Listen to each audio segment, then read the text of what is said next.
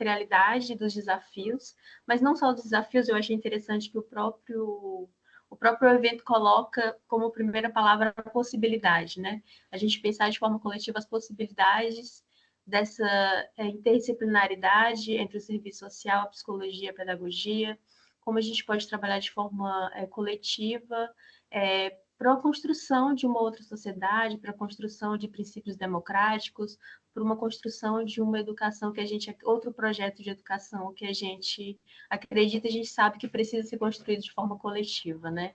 Eu acho que o evento ele vai ser muito sobre isso, para a gente fazer esses momentos de reflexão aqui na apresentação dessas experiências que vocês vão fazer essa troca com a gente, mas também nas mesas temáticas. E aí eu já deixo o convite que amanhã nós teremos 2 importantes momentos pela manhã. A primeira mesa, 8h30, vai ser sobre as políticas e ações para a presença da equipe multidisciplinar na escola. Quem puder participar de forma presencial vai ser um momento muito interessante para a gente fazer essa discussão presencial, mas também teremos transmissão das mesas amanhã. E às 10h20 teremos a segunda mesa, que vai ser sobre a atuação da equipe multidisciplinar das escolas. Então, a gente vai ter uma manhã muito rica de debates, que vai ser um momento de aprofundar e continuar o que a gente vai começar agora nessas nossas discussões sobre os trabalhos que serão apresentados aqui. A nossa sala, a gente está com 7 trabalhos, então, pensando um pouco na gestão do tempo, eu acho que a gente poderia tentar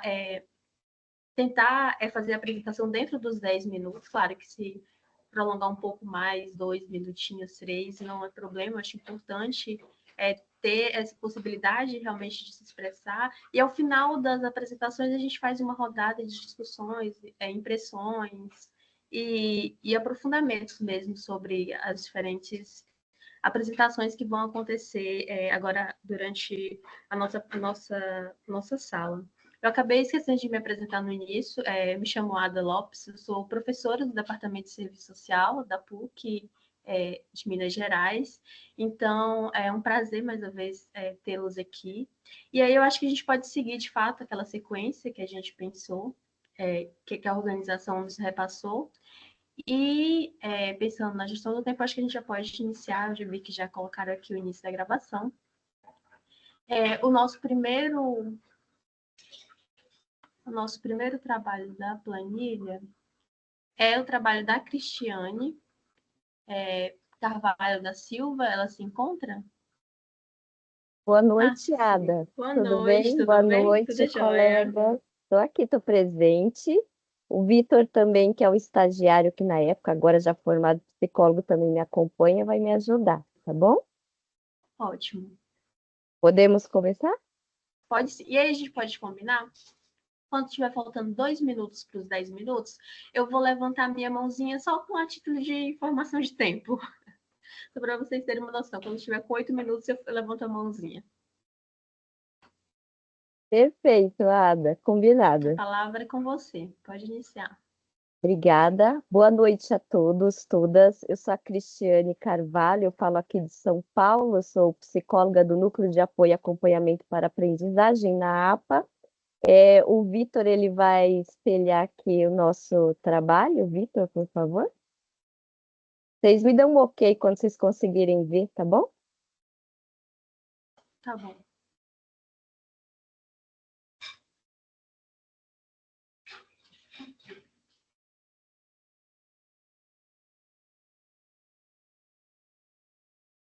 Perfeito. Eu estou vendo, vocês estão também já vendo? Estamos. Está pequenininho, mas dá para ver. Dá para ver? Dá sim. Então tá bom. Então aqui tem o nome, tá? Fortalecimento de ações integradoras na promoção de uma cultura de paz, equipe na APA e colegiado do Grêmio, tá? Pode passar para o próximo, por favor, Vitor. E aí, então, quando eu penso nesse trabalho, a equipe pensa nesse trabalho, é para a gente pensar e articular nesse território de freguesia Brasilândia, aqui no município de São Paulo, nessas articulações com as escolas em prevenções às violências. Então, quando a gente fala nessas prevenções à violência, desse núcleo que o NAAPA ele compõe, vai até as escolas, né, nessas ações que a gente fala de zelar por todas essas negligências e violações de direitos desses bebês, crianças e adolescentes, a gente pensar assim, a violência hoje dentro do espaço da escola é uma das nossas atuações, tá? Então a gente fala sempre dessa violência na escola, que é essa violência institucional, né? A gente fala também dessa violência que acontece. Pode deixar, por favor, Vitor. Então, assim, violência na escola, tá? Então, tem todo esse contexto dessas violências, né, que os estudantes eles vão ali reproduzindo dentro desse dia a dia, e nós vamos conversar aqui sobre elas, da escola, né, que é essa violência institucional, e contra a escola, que é contra o equipamento da escola, equipamento não enquanto uma pessoa física contra outro estudante ou contra um colaborador, um professor, mas contra o equipamento. Então, a gente sempre explica para eles terem ciência desse da, na e contra. Pode passar para o próximo, por favor, Vitor. Aí nós temos, né? Eu vou ler aqui para vocês. A gente conversa com eles sobre essas violências e a gente vai falar então dessas ações sobre bullying e cyberbullying. Então tem o bullying físico, o bullying verbal, o bullying moral, o bullying social, o psicológico, o material, o sexual e o cyberbullying. Pode passar para o próximo, Vitor. E aí, dentro desse contexto, o que que nós pensamos? Quem é a voz dentro desse espaço da escola? São os estudantes. Esse espaço ele é pensado para eles, né?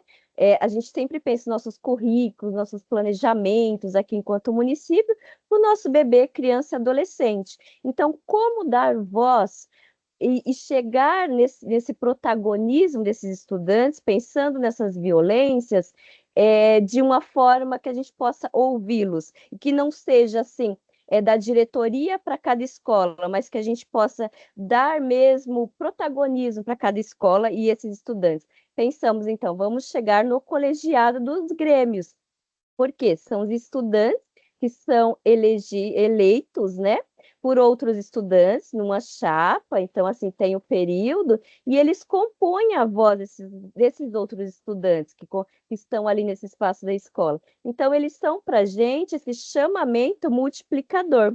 Então, a gente sempre coloca esse desenho, ele traz um simbolismo muito importante, que a gente pensa assim, o bullying e todas essas descrições de bullying que eu falei aqui para vocês, o cyberbullying, né? E dentro dessas violências de bullying, é que eles estejam cientes também que nem tudo é bullying, que a gente também tem o racismo, violência de gênero, misoginia, xenofobia, e aí, novamente, né, a violência da, na e contra a escola.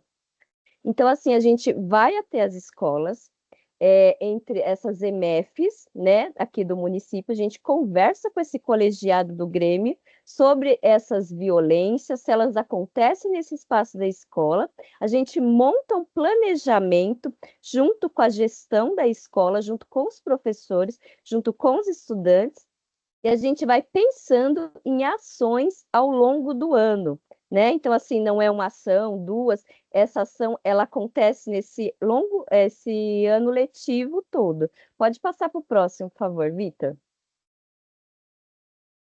E aí, como eu falei para vocês, essa ação, ela tem que estar registrada nos nossos documentos, né? Porque a gente fala assim de todo um contexto de forma integral. Então, a equipe gestora, os professores, os estudantes do colegiado do Grêmio, que serão os multiplicadores dentro desse espaço também ali para as outras salas, né? Vai estar presente no projeto político-pedagógico da escola para nos dar o devido respaldo, e a gente vai acordar ao longo do ano esse planejamento. Então, aí vocês podem ver, né, nesse cronograma, tem até ali bem pequenininho, mas preservando a imagem dos estudantes, uma dessas minhas ações com o colegiado em uma das EMEFs, tá? Então, o que é importante dentro de tudo isso? Estar no planejamento pedagógico, né? Porque a gente tem esse respaldo dessa mudança, da gente poder olhar o nosso planejamento e ver os nossos avanços e dar voz ao nosso estudante.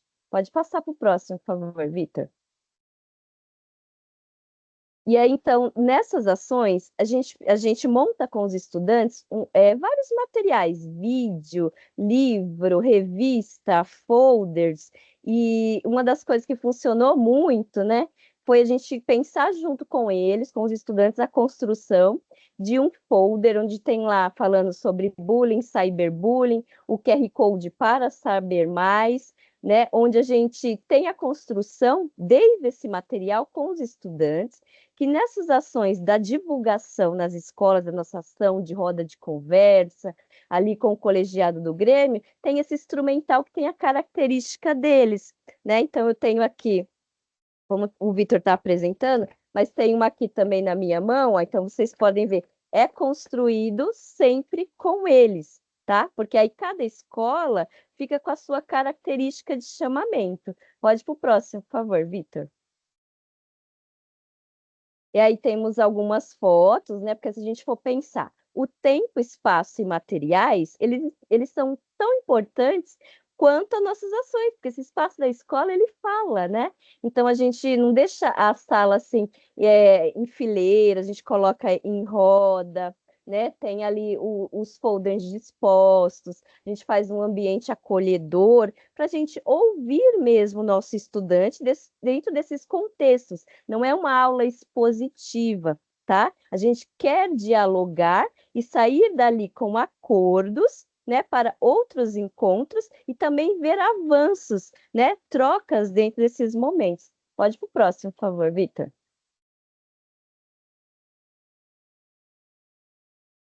Ainda não passamos, Vitor, eu vejo cortado um pouquinho, mas a gente tem o QR Code, tá? O QR Code, eu falei aqui para vocês do material do Conhecer para Proteger, né?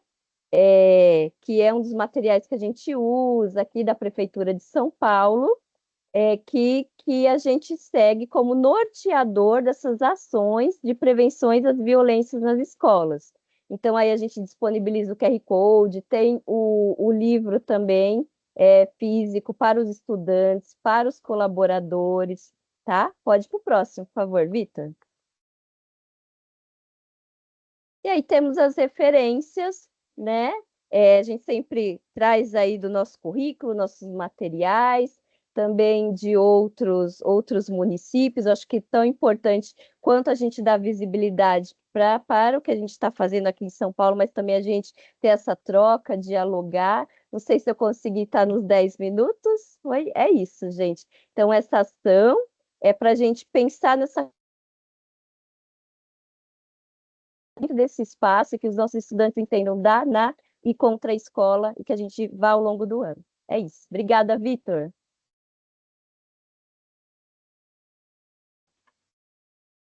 Foi dentro do tempo, assim, 8 minutos e 40 segundos. Deixa eu abaixar minha mão. Muito obrigada, Cristiane e Vitor, pela apresentação. Como eu coloquei no início, a gente vai fazendo as apresentações e, ao final, a gente faz um debate qualificado de todas as exposições que a gente fez durante o nosso encontro. O segundo trabalho... Você ia falar alguma coisa? Alguém ia falar alguma coisa? E assim, licença, Ada, boa noite, tudo bem? Boa noite, tudo jóia? É porque é o seguinte, é só para avisar que o meu grupo, pela listagem aí, acho que ele é o terceiro.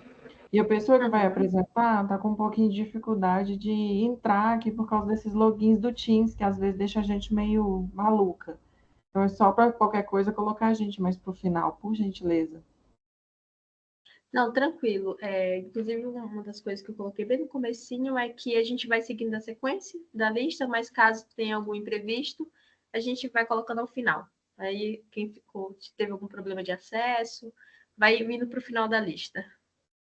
Mas é tranquilo. Cristiano, fique à vontade. Olá, boa noite a Boa todas, noite. todos e todes. Primeiramente, eu agradecer aqui pela oportunidade, né, de um seminário tão bacana, no momento muito importante da história, né, de se discutir o serviço social, a psicologia na educação. E esse seminário ele trouxe uma coisa muito legal, que é a pedagogia, né? A gente sempre está falando muito do serviço social da psicologia e esquece de dialogar com quem já está fazendo história há muitos anos nesse campo. Então, acho que é uma assertiva muito grande, né, de ter essa amplitude. No segundo, saudar, né, pessoas que eu tenho muito carinho, admiração, respeito, que são colegas de longa história, inclusive minha ex-professora, querida ex-professora, a Sonzinha, que está aqui presente, né, a Klause, né, que atualmente faz um trabalho muito bacana, representando o CRES na Comissão de Educação, professor Valdeir, né, eu não sei se ele estava, porque eu acho que eu vi ele mais cedo na sala, que foi colega também de trabalho, de formação, e a Ada, né? O Ada, a professora Silvia Yanolas me falou muito de você, mas eu não te conhecia pessoalmente. Aí eu fui associando aqui. É uma pessoa assim que não conheço, mas que a Silvia sempre falou muito de você. Ela falou, ela tem uma ex-aluna nossa que está em BH, e enfim, que bom conhecê-la agora pessoalmente. Então, gente, me apresentando, né? Meu nome é Cristiano, eu sou assistente social, eu sou formado pela PUC, e atualmente eu sou acadêmico do curso de doutorado em serviço social pela Universidade Estadual Paulista, na cidade de Franca. E sou pesquisador do GEPES, que é o Grupo de Estudo e Pesquisa sobre Serviço Social na Educação, né?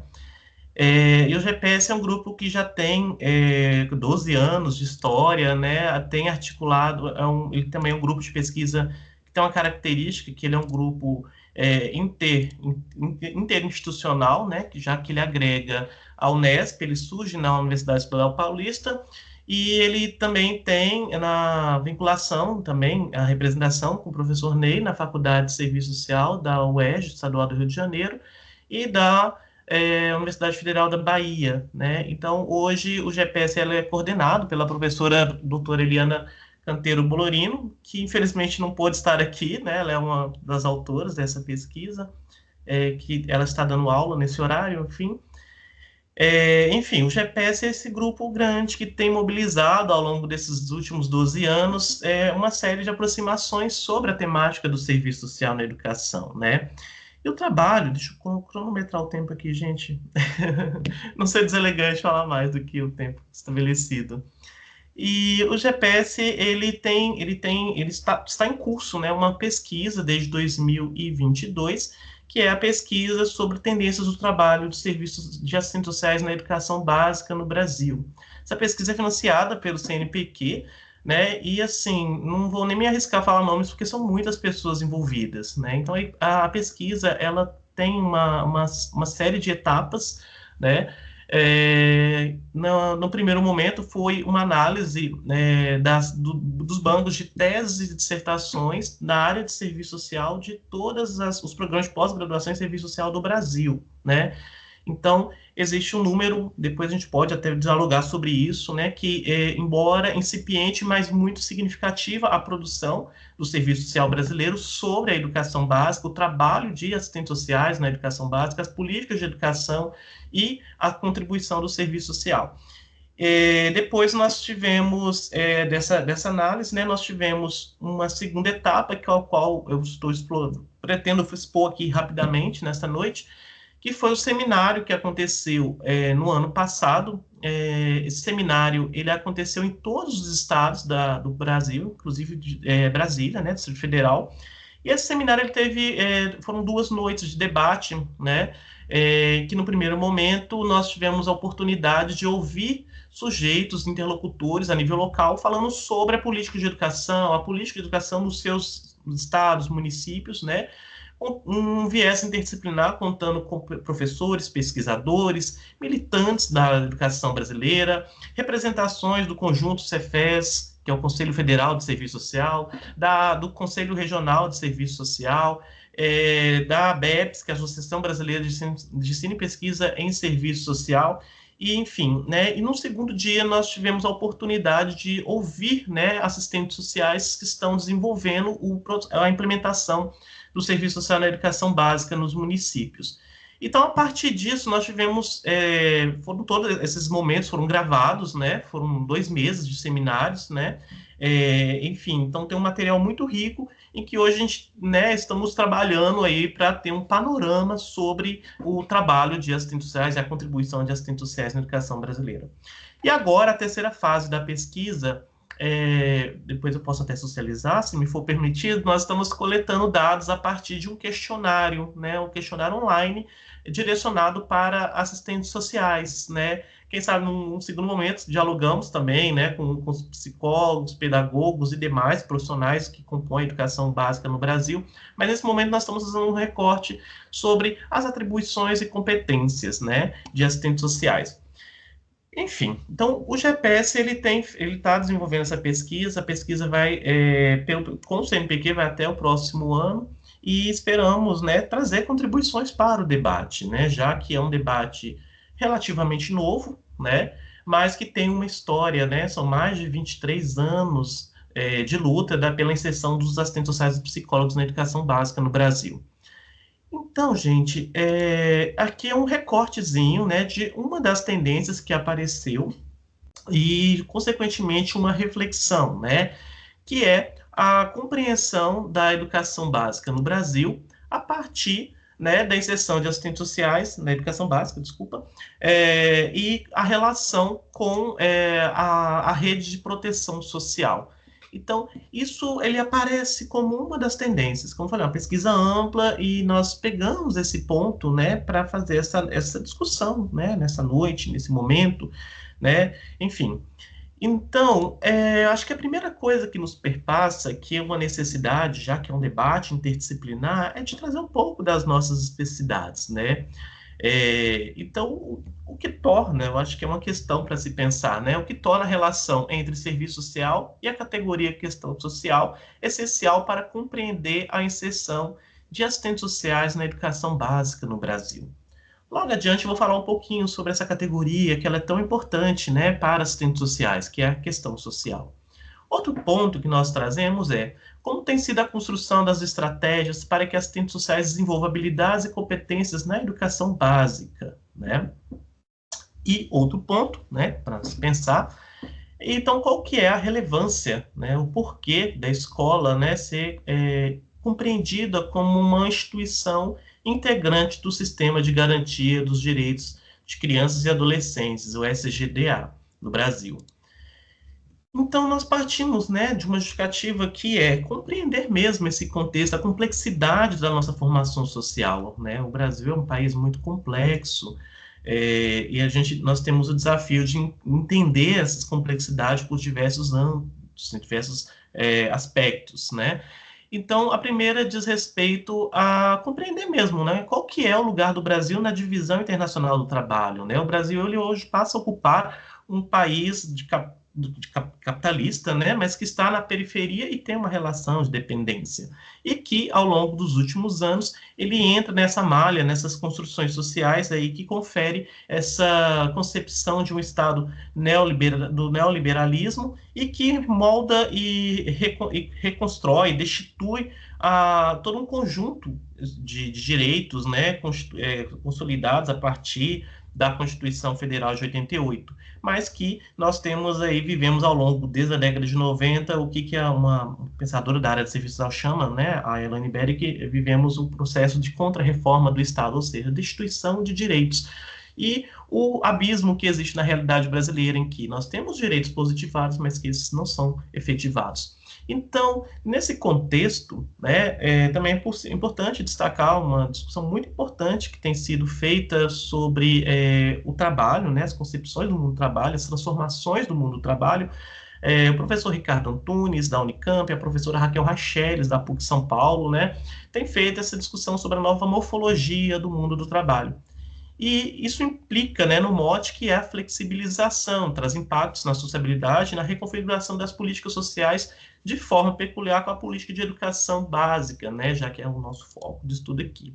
Então, esse é o cenário, assim, falando muito brevemente, isso aqui tem muitas formulações teóricas, práticas, né, enfim, empíricas, que nos ajudam a entender a realidade brasileira, a nossa formação social e, consequentemente, o lugar que o Brasil está.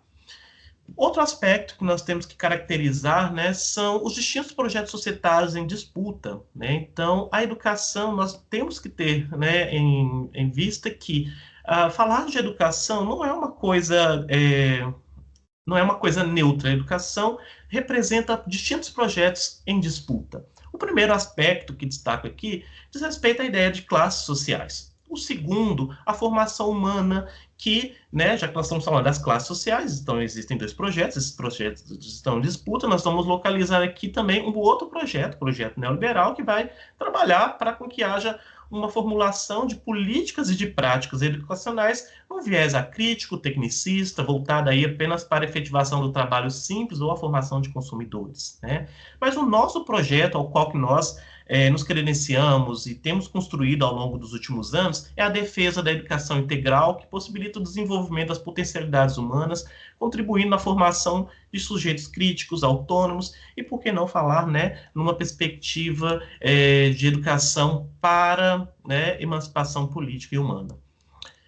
Então, um terceiro momento, eu trago aqui uma questão sobre os sujeitos, né, e a vivência na escola. Então, nesse projeto, nesses processos de disputa, nós temos que ter... Deixa eu olhar o programa aqui.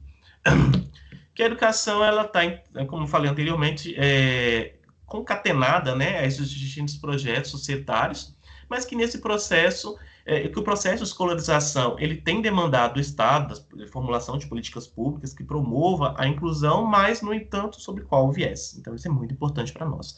Hoje também é inegável os avanços que nós temos aí no viés de trazer a educação na perspectiva interseccional, né, que é essa leitura das classes sociais, da questão étnico-racial, a questão indígena, dos quilombolas, da população LGBTQIA+, das pessoas com deficiência, né, nesse contexto.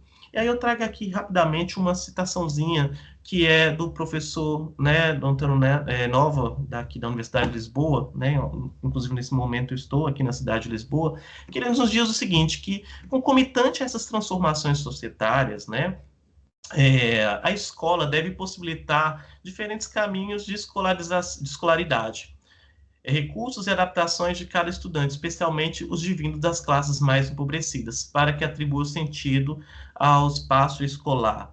Então, nesse contexto, que nós localizamos aí o conjunto das expressões da questão social que passam a fazer parte desse universo escolar. Então, tinha preparado aqui até uma discussãozinha muito breve sobre a categoria questão social, mas que não vai dar tempo, talvez no debate a gente possa trazer isso, né?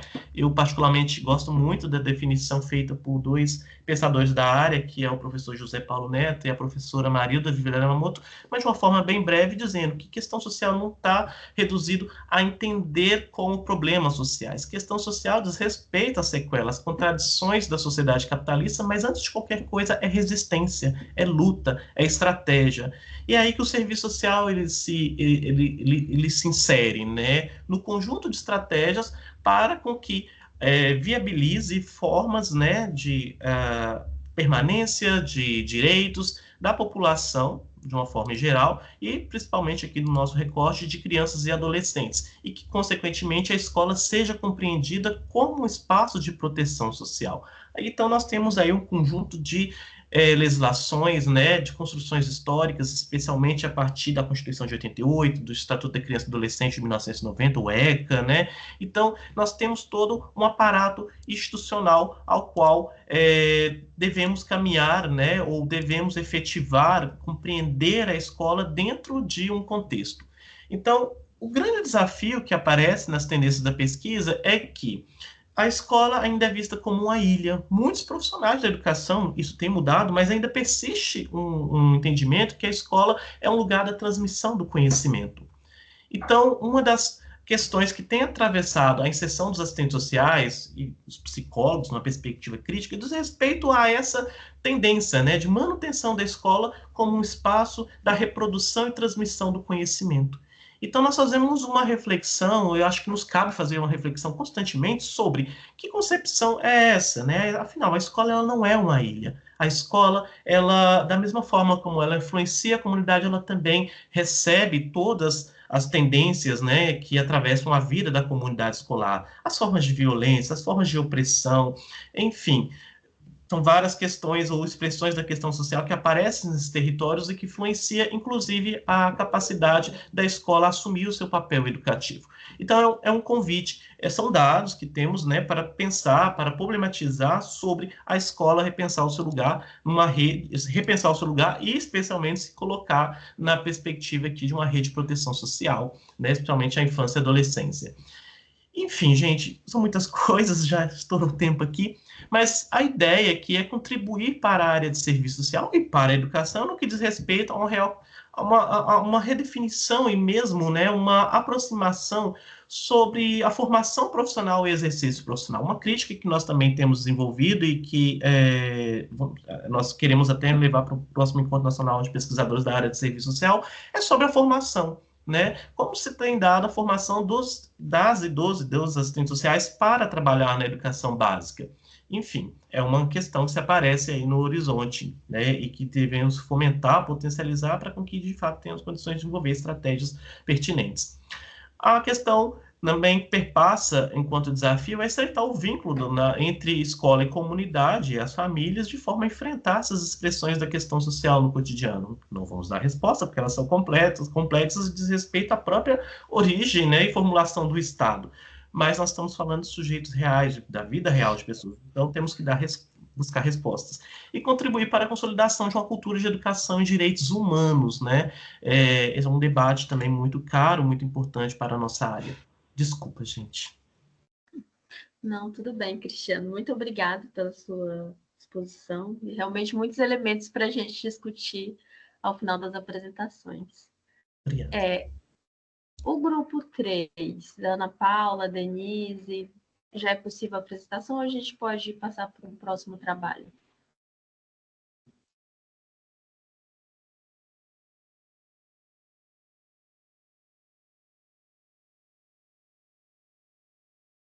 Acho que a gente pode passar, então. Luiz Henrique, não é o mesmo ainda do Luiz Henrique. O Elcio, Jordana.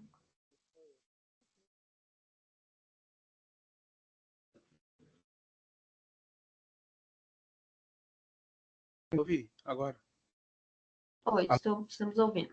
Tá? Ótimo. Pode compartilhar a tela? Pode sim, pode sim. Fique à vontade. Bom. Aí, estou conseguindo ver direitinho, gente?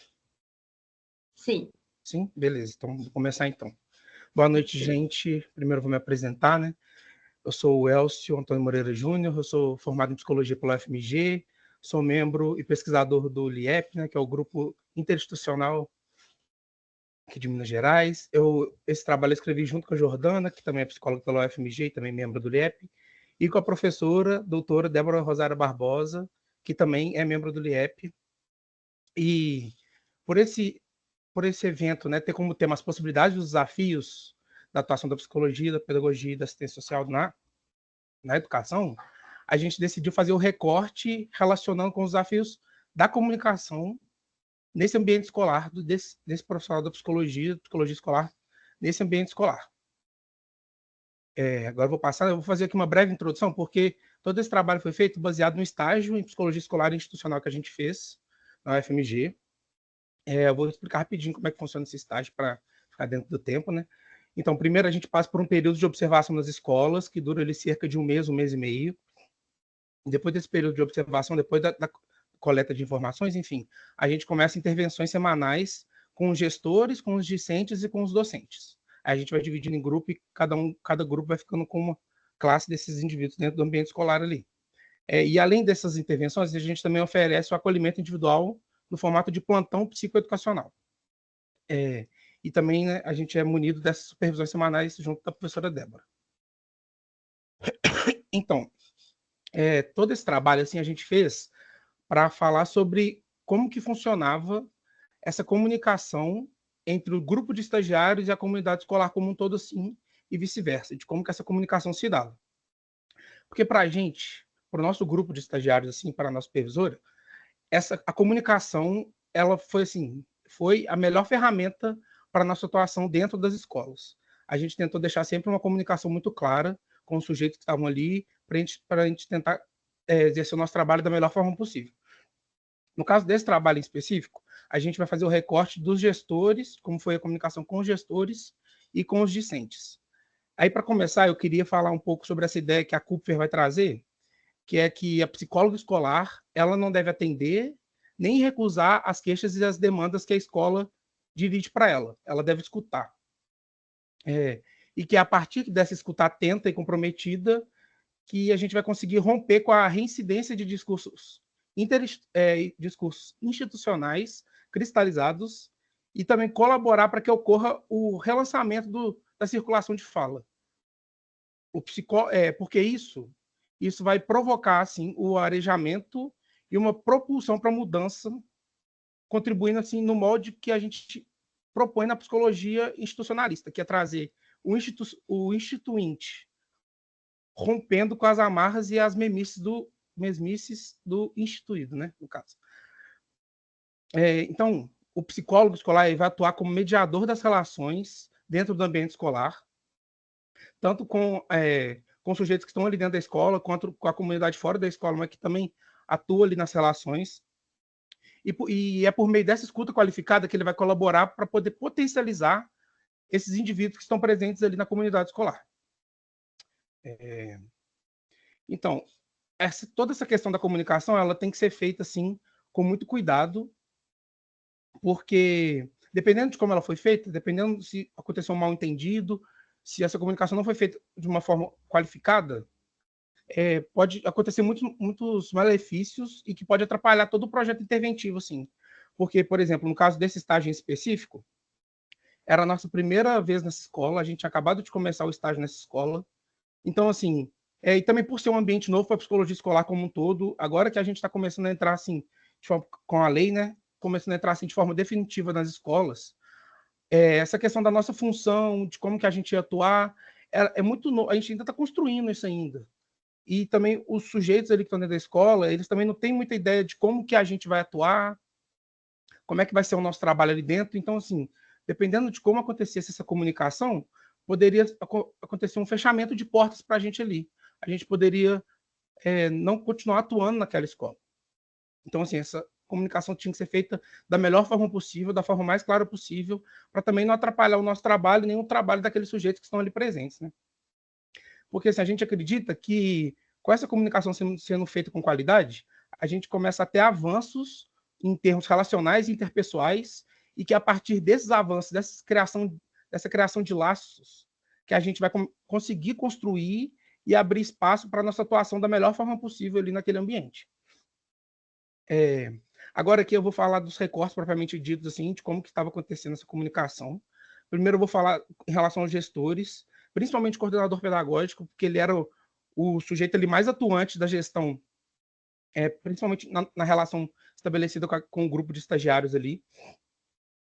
E nesse caso específico, eu que fiz essa ponte com o coordenador, então, assim, eu levava para a supervisão as nossas conversas, de como que acontecia.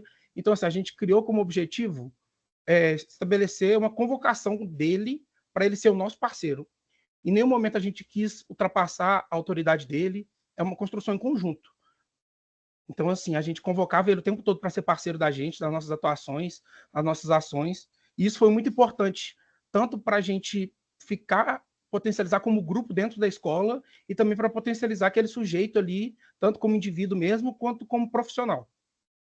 Agora, em relação aos discentes, que a gente realizava intervenções semanais com eles, né? Enfim, o nosso foco principal, assim, era conhecer as demandas deles e, a partir dessas demandas, a gente fomentar os debates que abarcassem essas demandas. Porque isso era muito importante para a gente, porque isso fazia com que eles tivessem vontade de participar das intervenções. Eram intervenções que eles participavam se eles quisessem, eles não eram obrigados, só que por ser temas, né? Eu vou falar mais um pouco depois sobre os temas geradores, mas assim, por ser temas que eles se interessavam e que eles escolheram, eles se sentiam mais à vontade para participar, porque eles escolheram aqueles temas. São temas que realmente faziam a diferença na vida deles e que eles queriam comentar sobre, discutir sobre e estar se apoiando sobre.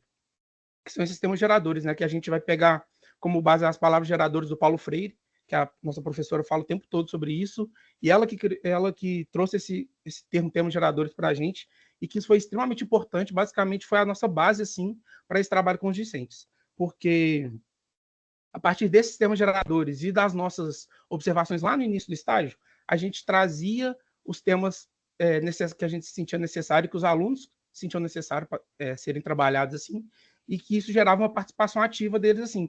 E outro ponto muito importante assim também, que a gente foi percebendo durante as supervisões, durante as intervenções, foi que o sigilo, no início assim, do estágio, a gente estabelece alguns combinados com eles, né? E um desses combinados foi o sigilo, assim. A gente combinava que tudo que fosse falado ali nas intervenções, tanto por eles quanto por nós, ia permanecer em sigilo. E isso foi, tipo, extremamente necessário, assim. Opa, passei sem querer, desculpa.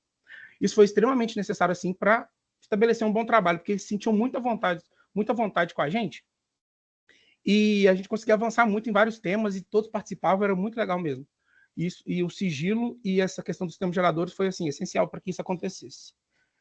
E tudo isso gira em torno da comunicação, né, que é o ponto principal para a gente aqui.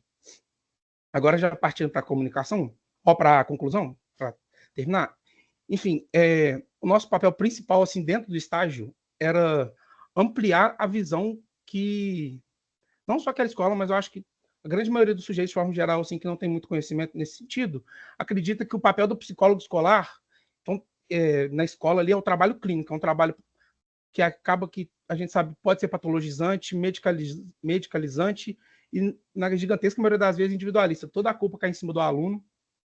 Então, o nosso papel ali era passar para a comunidade escolar, tanto para que está ali na escola todos os dias, quanto para a família dos alunos, para a comunidade para fora da escola, mas que tem essa participação ativa dentro da escola, que a gente não está ali para patologizar os alunos, não está ali para individualizar, mas para realizar um trabalho em conjunto com a escola, para a gente potencializar todos os sujeitos que estão ali presentes naquele contexto. E trazer principalmente essa perspectiva institucional, né, que eu comentei. O nosso trabalho era muito focado em construir potências coletivas, em estabelecer um protagonismo juvenil, por exemplo. Durante o período que a gente estava lá, a gente focou, isso foi de uma demanda dos alunos mesmo, que eles queriam que as vontades deles fossem atendidas pela escola. Eles comentavam, porque tal coisa está muito ruim, mas se a gente for lá reclamar, eles não escutam a gente. Então, a gente apresentou para eles assim o Grêmio Estudantil, porque a maioria deles não tinha ideia de como isso funcionava. Durante as intervenções a gente foi apresentando isso, e eles foram trazendo essa demanda para a gente, da criação de um Grêmio. Eu vou falar um pouco mais para frente, mas a gente só ficou um ano lá, então assim, não deu tempo da gente consolidar esse Grêmio, mas a turma que veio depois, né, no mesmo estágio, só que veio depois, conseguiu consolidar esse Grêmio, então assim, começou a criar ali um protagonismo estudantil, com que os alunos buscassem as vontades deles dentro da escola, buscassem satisfazer essas demandas.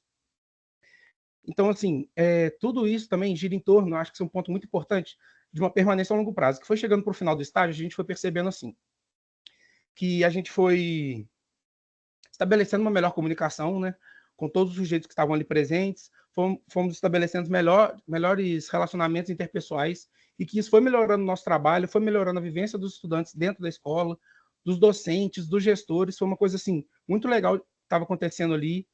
E foi chegando para o final, a gente pensou assim, poxa vida, agora que a gente está conseguindo ver até onde a gente pode ir, com quem a gente pode contar, como que a gente está construindo essas relações, acabou o estágio assim. Então, assim, eu acho que isso gira muito em torno também, agora já trazendo para a discussão, eu acho que pode acontecer depois, assim, no momento da nossa discussão, né? Da criação de um plano de carreira, assim, para o profissional da psicologia, não só da psicologia, mas da assistência social, da pedagogia, enfim, que vai além de processos seletivos, talvez uma coisa mais focada em concursos, enfim, algo nesse sentido, porque essa permanência a longo prazo ela é muito importante para a construção do trabalho, assim, porque você vai vendo como que as relações vão evoluindo, como que os sujeitos vão crescendo, vão ficando mais fortes dentro daquele contexto, e de como que isso é benéfico para todo mundo que está ali. Então, eu acho que é isso que eu queria falar, assim, essa relação da comunicação dentro da escola, os desafios, as possibilidades que a gente foi entendendo e foi criando, né? Acho que principalmente sobre criação mesmo das possibilidades de estar atuando naquele ambiente escolar. E eu acho que é isso, gente, que eu queria falar. Muito obrigado pela atenção de vocês. E aqui está a referência da CUFER que eu falei lá no início. E é isso. Muito obrigado, gente. A gente que agradece, Elcio, pela apresentação do trabalho. Realmente a gente vai ter muito que discutir ao final, todas as presenças de vocês trazendo muitos elementos para a gente fazer um bom debate ao final das apresentações. Seguindo aqui a nossa lista, eu só gostaria de saber se o trabalho que a gente pulou, Se os representantes já estão na sala, quem ia fazer a apresentação, ou a gente pode dar sequência? Por acaso é o pessoal de Divinópolis, porque eu acabei de entrar aqui. É vocês mesmos. Depois de muito, conseguimos. Ah, que ótimo, Denise. Bem-vinda. Obrigada, gente. É para começar a apresentação? Denise, você Oi. pode começar. A gente combinou 10, 12 minutinhos de apresentação. Fique à vontade. Tá. Deixa eu tentar aqui, porque eu não tenho domínio nesse negócio aqui não, viu? Priscila, quer me ajudar aí, compartilhar? Eu tenho até medo de mexer, porque a Priscila teve que entrar no meu computador. Bom, gente, eu sou Denise, eu vou me apresentando então, rapidinho, tá? Eu sou psicóloga, já formada na UENG em 2000, e estou compondo o quadro de profissionais da CEMED há quase 2 anos.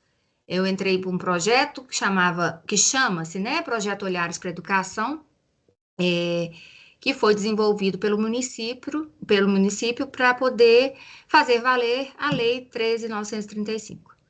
Vocês já falaram da lei? E aí, na verdade, já? A Lei 13.935 é a lei que inclui o assistente social, né? E o psicólogo nas unidades escolares para coletivamente a gente trabalhar a melhoria da educação.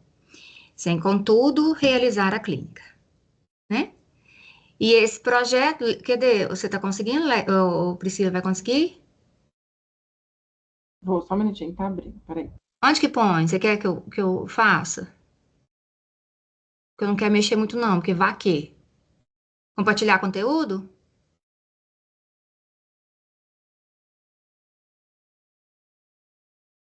Vai em compartilhar, E abriu?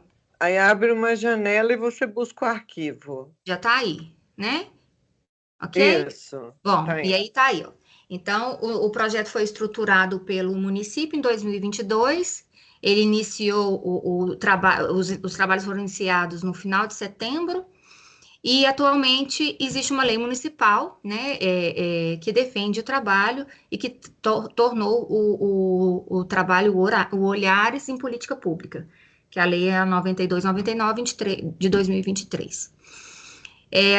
Compete a gente, né, dentro da lei e trazendo isso para o trabalho, considerar o contexto social, né, educacional e o projeto político-pedagógico das unidades escolares, promover a inter-relação, né, com a saúde, com a assistência social, os direitos e a justiça, e atuar, claro, que eticamente, dentro das regulações técnicas e teóricas e metodológicas, e respeitando os conselhos de classe de cada profissional. Pode passar, Priscila. Essas são as nossas atribuições. Priscila. Sou eu ou é você, Pri? Não passou, não? Aqui passou a página. Não, para mim não. Não, aqui não passou, não. Está na apresentação ainda. Bom, gente, então temos objetivos, né? Que é contribuir para a melhoria da educação de uma forma coletiva. O trabalho foi descrito dessa forma. Buscar a rede como interlocutor. Pode passar mais Priscila? Como amparo, né, na medida da necessidade da criação da demanda e do acolhimento da demanda. Promover um olhar diferenciado, né, humanizado, levar para dentro da escola, da questão pedagógica, o olhar social e psíquico, principalmente diante dos impasses que a educação tem vivido. Promover e capacitar estudos, né, e capacitações e estudos direcionados principalmente aos profissionais que atuam na escola, e acolher principalmente os adoecimentos que a gente tem vivido na educação. Essa é a nossa equipe.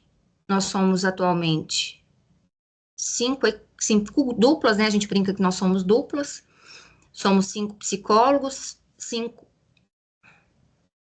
Uai, faltou um. 5 assistentes sociais, faltou a Elisana, tá, gente? Me desculpem. Uma coordenadora e um apoio, que é a Keila. Essa é a nossa equipe. é uma equipe de pessoas efetivas e contratadas, e fazemos da seguinte forma, assim que nós realizamos. Inicialmente, a gente fez um diagnóstico institucional, mapeando demandas, nós temos 50 unidades escolares, na verdade 54, 50 eletivas e elegíveis para atuação, que as demais são centros de apoio complexos, né, igual é o Raio de Sol, que trata das especialidades, das deficiências e alguns transtornos. Dessa forma, a gente analisou e construiu a proposta de trabalho e mantemos avaliação e monitoramento. Dentro do mapeamento, pode passar, Priscila, das demandas, a gente considerou alguns critérios de elegibilidade que englobavam os nossos focos de trabalho, que eram as crianças estudantes, a família, os profissionais e a comunidade. Entendendo a família como a família extensa e a nuclear, os profissionais, todos aqueles envolvidos, né, no processo de educação dentro da unidade escolar. Porque a gente tem além dos professores, temos os assistentes, os estagiários, e temos um quadro de profissionais ligados a uma instituição que chama EMOP. Eles são prestadores de serviço, então eles cuidam da cozinha, muitas vezes limpam algumas crianças, levam ao banheiro, vigiam porta de banheiro, então é um trabalho que não são profissionais não caracterizados, não formados para estar dentro da educação, mas que estão lá dentro, então muitas vezes acabam adoecendo. E dentro desses critérios, a gente avaliou a saúde mental, as violações de direitos, as fragilidades ou rompimento de vínculos e as alterações próprias do desenvolvimento, né, que agora, atualmente, a gente tem lidado muito com as questões de inclusão. Pode passar, Priscila. Esse é o nosso público-alvo, né, a criança estudante, a família nuclear extensa, a comunidade, entendendo aqui a comunidade, aquela que afeta diretamente a escola, que está dentro da escola, muitas vezes, e os profissionais, entendendo os profissionais da rede como um todo, da rede não, da unidade escolar como um todo. Pode passar. Esse é o nosso levantamento de demanda. A gente, caracterizando dentro do formulário de diagnóstico, a gente caracterizou as demandas como não urgentes, aquelas que poderiam esperar para depois, aquelas que estavam amparadas, sabe, de alguma forma, pela unidade escolar, as demandas pontuais, que determinavam uma ação focal, aquelas que eram urgentes, que a gente teve muitas no período de violência, né, na época do ano passado, e aquelas demandas que a gente determinou como continuada. Essas urgentes, pontuais e continuadas, as pontuais e as continuadas, elas têm umas características próprias, assim, que a própria equipe criou isso. As pontuais são aquelas que demandam da gente atuação focal, e que a escola direciona para a gente, dentro de um formulário próprio, via e-mail. As continuadas são aquelas que têm, dentro daqueles critérios todos de elegibilidade, uma característica muito ampla e uma necessidade muito ampla de atuação, que envolve tanto o adoecimento da criança estudante, das relações interpessoais dentro da unidade escolar, da relação da família com a unidade escolar, e principalmente aquelas que não conseguem fazer uma relação com a comunidade de uma forma geral, ou que não encaminham para a rede, ou que não acionam outros órgãos e têm dificuldade para isso. Entendem? Pode passar. Bom, os encaminhamentos são feitos dessa forma, né? Para as continuadas, a gente está lá todas as semanas, ou às vezes quinzenalmente, mas para que chegue a demanda de uma forma pontual, para aquelas escolas caracterizadas como pontuais, eles precisam enviar para a gente as demandas, solicitações por e-mail. Por que disso tudo? Para formalizar um vínculo e para estabelecer o critério de participação e cooperação, que é uma das grandes preocupações que a gente tem com a unidade escolar. A unidade escolar demanda, porém não se compromete, às vezes, com a demanda que está levantando e direcionando para a equipe. Pode passar.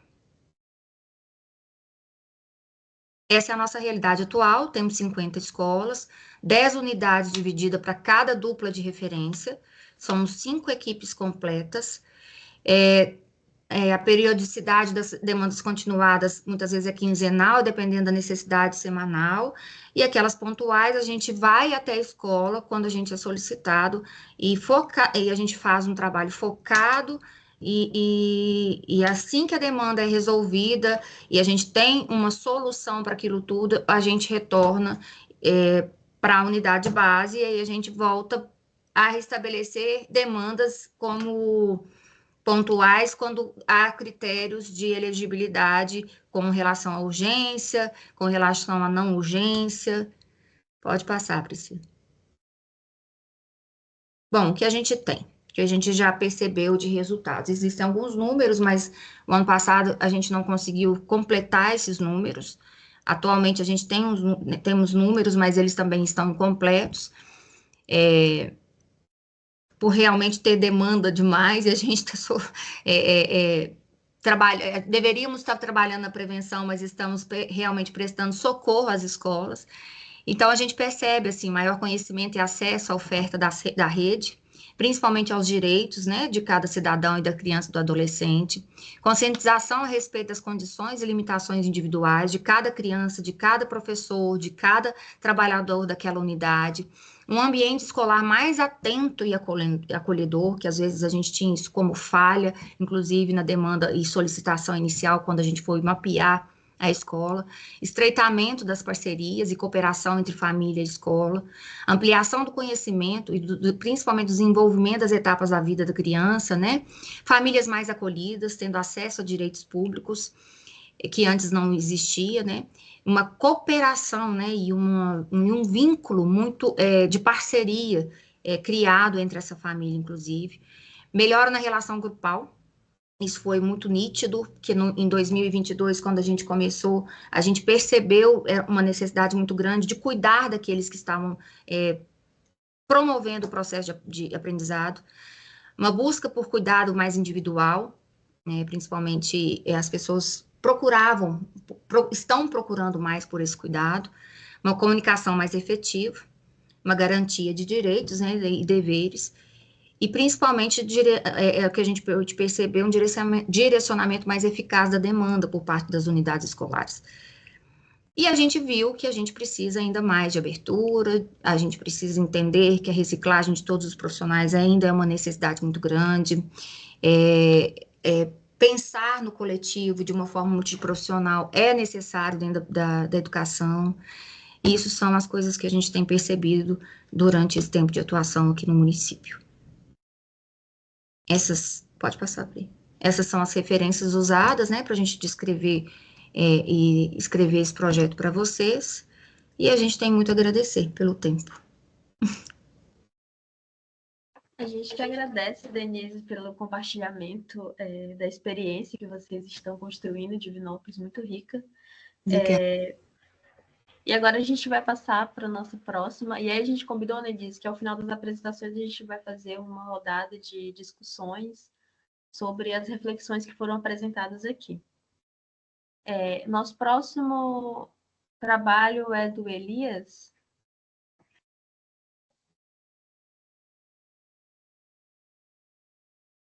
Oi. Olá, boa noite, Elias. Boa noite. Fique à vontade. Ok. Boa noite a todos. Eu gostaria de iniciar falando que esse relato de experiência, foi feito na cidade de Ituiutaba, Minas Gerais, é uma cidade próxima a Uberlândia, né? Foi uma experiência que ocorreu dentro da atuação, já dentro da Lei 3.935, na rede municipal de ensino, né? E foi a rede, na época, a Secretaria Municipal, ela contratou 27 duplas para fazer esse trabalho, né? Inicialmente, numa forma de prestadores de serviço, ainda não existe até agora o cargo criado para efetivação através do concurso público, né? E nesse formato ele foi até por volta de agosto de 2023, quando uma parte dos funcionários, dos psicólogos e assistentes sociais foram dispensados, e o restante foi remanejado para trabalhar nas 16 escolas que compõem a rede municipal da cidade. Nesse primeiro momento, onde as 27 duplas foram contratadas, foram divididas a secretaria dividiu pelo tamanho das escolas, né? E existiam escolas que eram bem pequenas, creches e até escolas rurais, em que às vezes a dupla trabalhava em 2 unidades, né? No meu caso, me coube atuar na maior escola da cidade, numa região central, e em que lá tinham 1.200 alunos pela parte da manhã e por volta de 1.100 alunos na parte da tarde. Era uma escola de Fundamental 1 e 2, e para essa escola, nesse primeiro momento, foram designados 4 duplas, 2 para o matutino, 2 para o vespertino. E coube a nós, enquanto profissionais, nos organizar em relação à questão do como seria o nosso trabalho dentro da escola, essas 4 duplas. E, no caso, eu assumi a responsabilidade técnica pelo Fundamental 2, e na parte do matutino nós tínhamos do 7º ao 9º ano, nós não tínhamos 6º ano. E tínhamos do 1º ao 5º ano, que a outra psicóloga e a outra assistente social assumiu. Então, nós dividimos o Fundamental 1 com uma dupla, Fundamental 2 com outra dupla. Então, foi um trabalho que ocorreu entre outubro de 2021 até dezembro de 2023, quando houve uma interrupção por parte da secretaria, alegando alguns ajustes por conta da lei, não da lei que nos coloca na escola, a questão da contratação. Então, eu atuei até dezembro de 2023 lá, e como eu já tinha feito o processo seletivo, hoje eu atuo como analista de educação básica, com a mesma função, psicólogo escolar, mas pelo estado de Minas, né? Pela Superintendência Regional de Ensino, numa realidade diferente, que são agora são 2 duplas na cidade de Tuiutaba para 16 escolas. Então, me cabe a responsabilidade técnica de 8 escolas e a outra psicóloga, 8 escolas. Eu e a outra psicóloga, a Leila, porque atualmente nós estamos sem assistentes sociais por conta da contratação. Mais uma vez, a contratação sendo uma coisa, algo que atrapalha. Então, o contrato delas venceram e estão em processo de recontratação. Então, não há esse sincronismo, né? E aí, mas voltando à experiência no município, a escola, a demanda que mais acontecia na escola era a questão dos vários tipos de violência, incluindo aí o bullying, e dentro do bullying, por consequência também, vários tipos de violência, né? E assim, o grande, vamos dizer assim, o grande dificuldade nossa é justamente da escola ainda entender que nós não é muito nossa função ficar apagando incêndios, vamos dizer assim, né? Mas, como nós iniciamos em final de 2021, naquele período de outubro até o final do ano, ainda estávamos ali num período em que as escolas, os alunos só iam para o presencial com a autorização dos pais. E, naquele momento, nós tínhamos ali pouquíssimos alunos na escola. Desses 1.200, vinham na aula por volta de 60, 70 alunos, né? Quando entra 2022, aí a obrigatoriedade do presencial para todos, quando nós pensávamos que poderíamos fazer um trabalho realmente institucional, acabou nós sermos jogados justamente na questão do muitos alunos com muitas dificuldades de saúde mental, a adaptação ao presencial, né? E muito apagar de incêndio nesse primeiro semestre de 2022 foi praticamente um apagar de incêndio. E assim nós fomos tentando trabalhar de uma forma mais institucional, até que eu busquei auxílio aqui na UENG, daqui da unidade da cidade, para desenvolver um trabalho de extensão, né, para justamente a prevenção do bullying. E assim eu fiz desenvolver esse trabalho de extensão com alguns alunos do curso de psicologia e pedagogia. A unidade da UENG aqui de Tuiutaba, ela não tem o curso de serviço social, então por isso que não convidei, não tinha como, eu não convidei. Houve pouca participação dos voluntários, foi um trabalho voluntário, mas foi para mim interessante, porque a minha formação não foi aqui em Minas, eu fiz a minha formação em Campinas, né? E eu vi aqui que na região lá há uma grande, vamos dizer assim, deficiência de professores e especialistas na área da psicologia escolar, né? E que isso, de alguma forma, dificulta até o diálogo com os profissionais que tenho lá na região.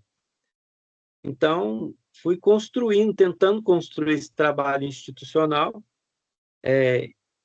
e através desse curso desse projeto de extensão, hoje eu tenho um contato um pouco maior com a faculdade UENG, e tentando sempre colaborar com essa formação, que eu vejo que eu estou focando muito nisso, nessa questão da formação, né?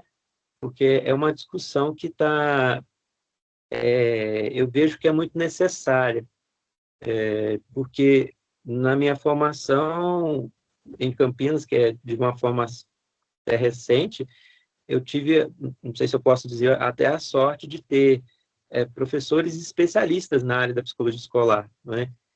Com décadas de experiência, e eu vejo que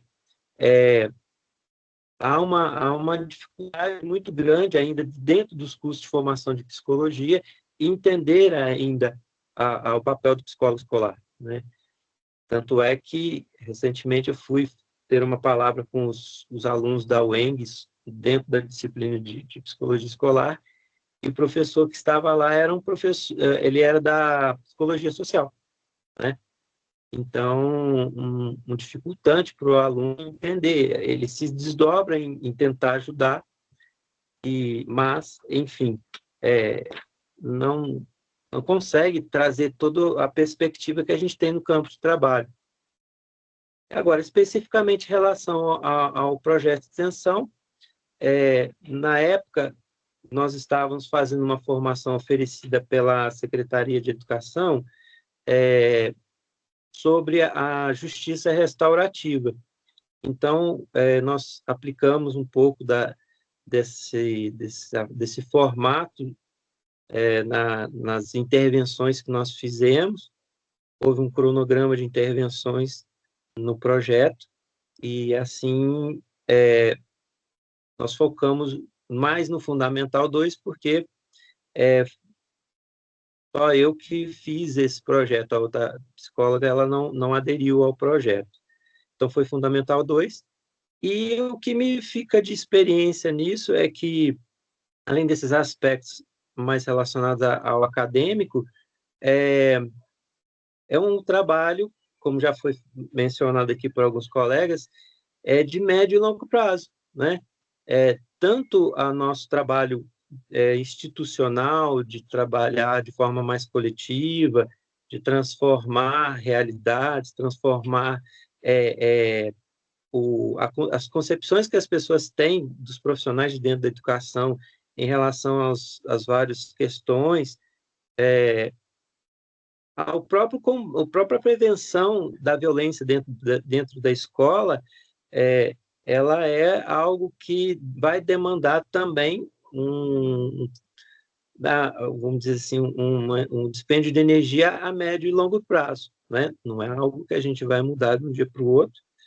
E, enfim, acho que eu consegui trazer isso para os alunos que participaram do projeto, e a escola começou a ter alguma mudança, tanto é que depois que eu fiz o projeto de extensão, eu já consegui mais adesão de alguns professores, não foram todos, eram 70 professores lá, né?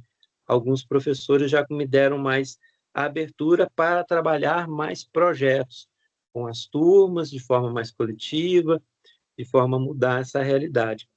Então, assim, acho que basicamente é isso. Muito obrigada, Elias, pelo seu relato de experiência, muito rico. Agora a gente vai ouvir a apresentação do Adriano e do Felipe.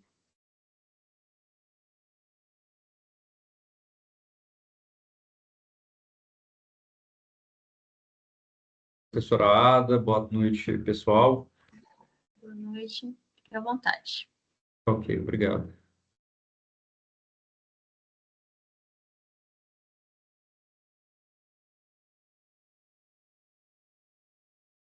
Como eu não vejo todos, poderia confirmar se estão Sim, todos vendo? tá ok aqui para mim. Vamos lá.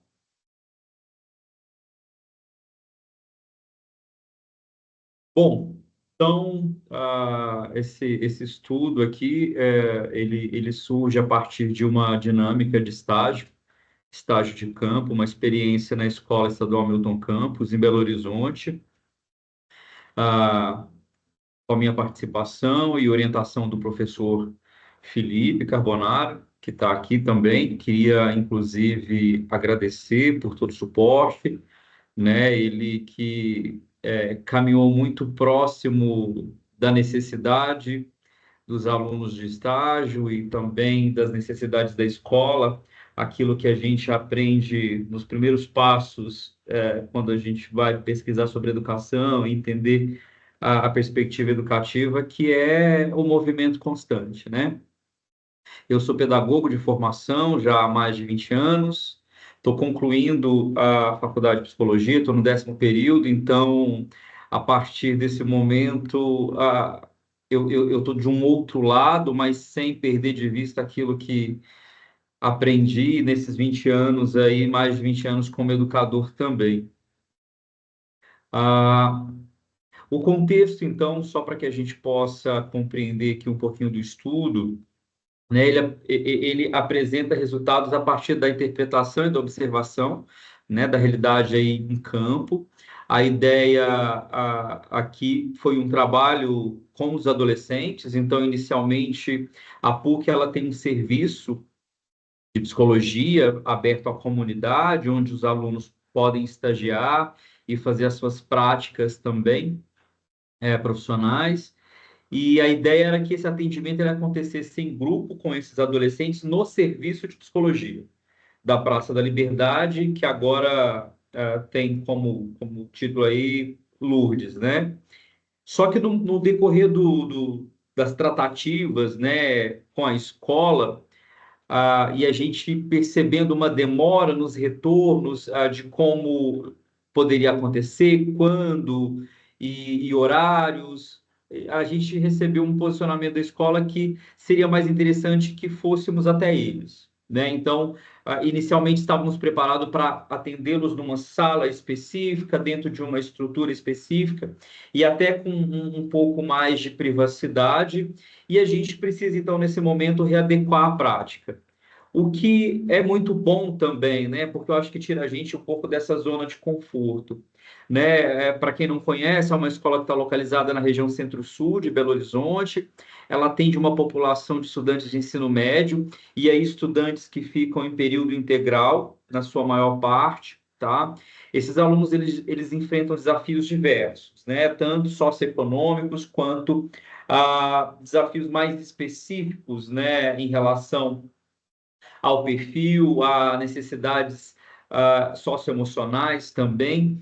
E a ideia aqui era que a gente pudesse, a partir dessa iniciativa, fomentar o desenvolvimento integral desses estudantes, né? Então, a partir do momento em que abre a possibilidade para que a gente vá até a escola, abre também um leque de possibilidades na prática que até então seria realizada com eles. O objetivo inicial, então, era esse atendimento, tá? Pensando muito na construção dos vínculos sociais, bem como também na partilha de questões relativas à vivência deles no contexto educacional. Tá? Então, pensamos muito o quanto esse espaço, essa abertura para escuta, pensando muito no que Turato traz da pesquisa qualitativa, né? A qualidade da escuta, a qualidade da presença seria importante. Então, a gente teve que transpor isso para estar dentro da escola. Aqui, como referencial teórico, a gente se apoiou muito no processo de aprendizagem, no contexto sociocultural, né? Pensando muito nas contribuições de Vygotsky, Bronfenbrenner, pensando também que esse processo de aprendizagem, ele está totalmente, e hoje a gente tem muito mais clareza do que isso, do que, por exemplo, tínhamos há 20 anos atrás, o quanto esse contexto social e cultural do indivíduo, ele está sendo influenciado por uma série de fatores, né? Então, quer dizer, a sensibilidade que a gente vai, não só como educador, mas também como psicólogo, como pessoas que vão lidar ali com questões muito profundas e necessidades que nem sempre são verbalizadas, faz toda a diferença, né? Então, quer dizer, isso para a gente mostra o quanto que esses referenciais suportam uma prática que seja muito focada na demanda deles, né? Então, a gente tem aqui também habilidades e competências, habilidades e competências, né? Pensando também que foi uma oportunidade, era e continua sendo, inclusive, uma oportunidade de desenvolvimento de habilidades e competências para a vida, para o âmbito também profissional, acadêmico, né? Existia ali uma aflição e uma ansiedade e uma incerteza, porque todos ali no pré-ENEM, então, veja, quantos desafios e quantas dúvidas, né? Então, a ideia também foi levar um pouquinho desse encontro, promovendo a empatia e fortalecendo essas habilidades em termos de relacionamento. E aqui, propriamente, o pilar central, talvez, do trabalho, que foram as habilidades socioemocionais, pensando muito que o que a ABED traz, né, das competências socioemocionais, o quanto elas influenciam não só o desempenho acadêmico, mas também na promoção de uma motivação, de uma capacidade de resiliência, de ressignificar, né, para um trabalho em equipe mesmo. E aí, já trazendo um pouco da realidade, né, é uma escola muito ampla, que tem uma área muito, muito grande, e o que a gente presenciou lá, ao contrário do que, se eu não me engano, foi o Elcio, não, acho que foi o Cristiano, não vou lembrar aqui, mas um colega trouxe aqui, né, sobre a formação de grêmios, de grupos operativos, de grupos de interesse, para fomentar essa interação entre os alunos, né? Então, o que a gente, ao chegar na escola, percebe e verifica é o quanto esses alunos, num período integral e num momento importante ali, de descanso, de intervalo, o quanto eles ficam um pouco abandonados. Abandonados não no sentido institucional ali, né? Eles estão protegidos pelos muros da escola. Mas quanta coisa não poderia ser construída, dialogada, pensada, quanta criatividade não poderia ser fomentada nesses grupos de interesse, né? Então, a gente já se depara com um ambiente onde eles estão ali embaixo das árvores ou sentados em rodinhas, mas sempre com um olhar de, bom, queríamos ter algo e não temos. E isso foi compartilhado depois nos grupos de trabalho. Enquanto estrutura metodológica, né, que orientou um pouco desse trabalho, a gente investiu aqui na intervenção psicoeducacional, né, e ela foi planejada cuidadosamente, pensando muito nessas necessidades específicas, né? Então, no momento em que, por exemplo, o professor Felipe vai até a escola, tenta entender um pouco dessa realidade, a gente já começa esse mapeamento, né? Então, os temas, as temáticas dos encontros que foram feitos com esses jovens, com esses adolescentes, foram escolhidos e definidos por eles, né? Então, a gente estava muito aberto, até muito interessado nas narrativas que seriam construídas e apresentadas nesses grupos, né? Então, aqui, a gente trabalha nessa perspectiva, perdão, da intervenção psicossocial, pensando muito nas características individuais, né? Então, a metodologia muito participativa e centrada no aluno, acho que talvez tenha sido aí algo essencial para o trabalho, para que a gente pudesse colher informações e também favorecer um ambiente de crescimento e de construção coletiva.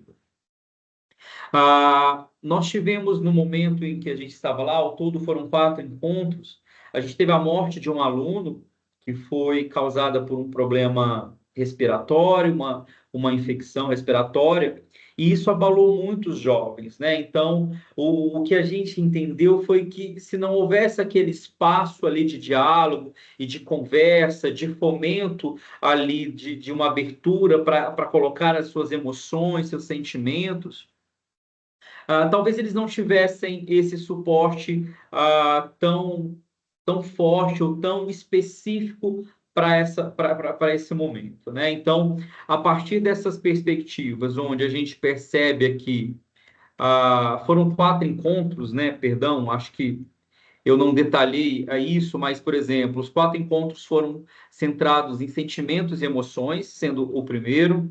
O segundo, ansiedade. O terceiro, afetividade nas relações. E o quarto, onde eles poderiam trazer, cada um trouxe um tema específico que gostaria de falar e uma palestra interativa, né? Então, eles tinham um tempo definido para trazer um tema para o grupo, né? E todos esses temas definidos por eles. Então, aqui, a partir desse trabalho e dessa intervenção à escola, a gente percebeu aqui um ponto desafiador, que foi a comunicação, né? Eu acho que Elcio, quando traz ali o aspecto da comunicação e as possibilidades, as hipóteses e as conclusões, ele é muito feliz, porque o que a gente percebe é justamente uma dificuldade de compreensão por parte ali da gestão escolar, de compreender, talvez, a profundidade do trabalho, a importância, ou não só como mais uma tarefa a ser cumprida na rotina que é tão extensa e tão cansativa dentro de uma comunidade escolar, né? Mas a importância da gente utilizar esses espaços e trazer esses alunos para uma autonomia, para um destaque, para um protagonismo, né? Então, algumas hipóteses aqui na conclusão do trabalho foi o quanto a possibilidade aí de alinhamento e comunicação efetiva vai fazer a diferença, né? Então, como é que esse alinhamento entre equipe de estágio, coordenação pedagógica, e aí, ao final do estágio, a coordenação pedagógica foi trocada, né? Uma outra profissional entra, com formação em psicologia, já muito mais participativa na construção, ou querendo entender um pouco de como o trabalho acontecia também. Uma segunda hipótese aí é sobre as necessidades de informação continuada para os educadores, né? Então, a resistência de alguns educadores em adotar uma nova abordagem pedagógica o que a gente entende é que pode estar relacionado aí com o desafio da formação, né? Ou seja, temas que são mais emergentes e como que esses temas se desenvolvem ali no contexto socioemocional. Tá? A terceira hipótese sobre a relevância de um planejamento colaborativo e sistêmico, né? Ou seja, a partir desses grupos de interesse, desses grêmios, quando a gente traz esses jovens para um protagonismo, como é que eles podem participar de um planejamento que seja colaborativo e, ao mesmo tempo, seja sistêmico? Né? Ou seja, de entender toda a necessidade dos discentes, da comunidade educativa, da comunidade de pais, né? Ou seja, essa tríade que é tão importante, né? E até da comunidade, porque é uma escola que está ali dentro de um contexto geográfico importante, com uma comunidade que pode se tornar ativa, mas, sobretudo, também com a possibilidade dos pais, porque muitos pais trabalham no entorno, né? Então, aí fica para a gente essa hipótese como algo bem forte.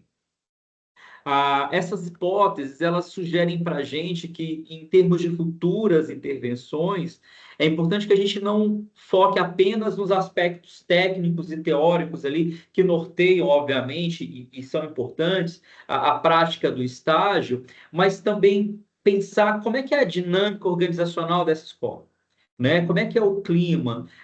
Quais possibilidades e quais desafios nós vamos enfrentar nesse contexto, nessa nova cultura onde cada aluno ou onde vamos fazer essas intervenções, né? Pensar um pouco nessas relações interpessoais, mas sobretudo na integração das dimensões que eu estou falando aqui e que ficaram muito evidentes no trabalho, para potencializar os efeitos da intervenção, né? Então, quer dizer, a gente maximiza, a gente eleva aí esses efeitos, né? Para promover aí um ambiente mais favorável e, ao mesmo tempo, pensar um trabalho de ressignificação, de transformação ali do ambiente educacional.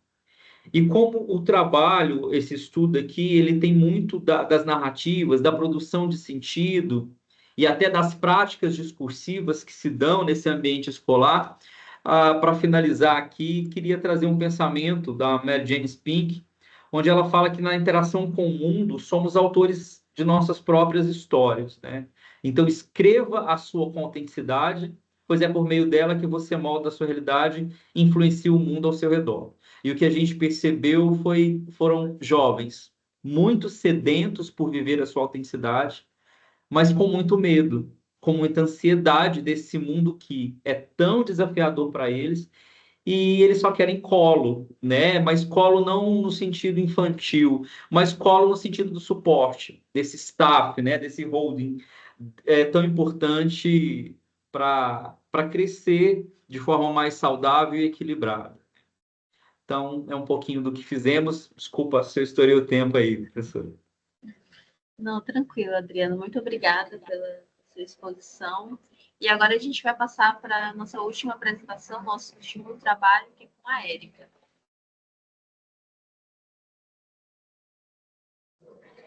Fique à vontade, Érica.